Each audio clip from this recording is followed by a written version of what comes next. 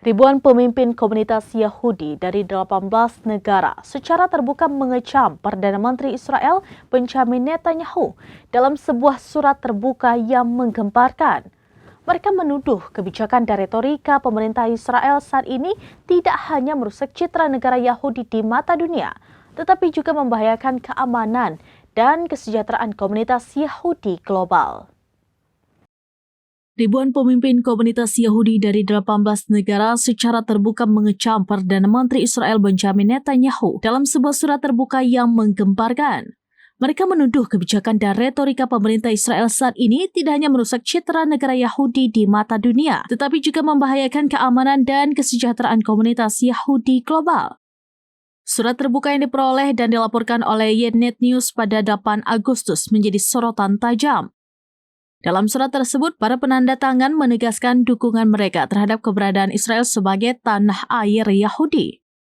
Namun, mereka dengan tegas menyatakan bahwa langkah-langkah yang diambil oleh pemerintah Netanyahu telah menimbulkan kerusakan jangka panjang bagi Israel dan diaspora Yahudi. Para pemimpin ini secara spesifik menyoroti beberapa poin krusial yang mereka nilai membahayakan.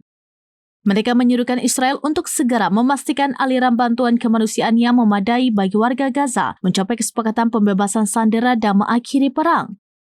Selain itu, mereka menolak gagasan pemukiman kembali di Gaza atau pengusiran warga sipil Palestina yang mereka anggap sebagai langkah yang akan memperburuk situasi.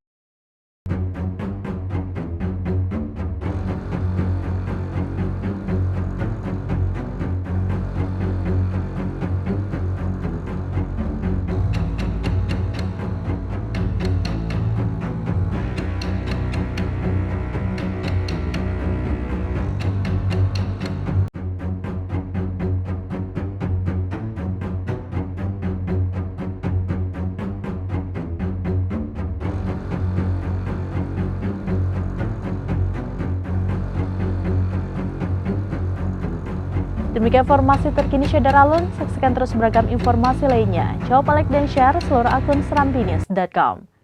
Download Tribun X sekarang, menghadirkan lokal menjadi Indonesia.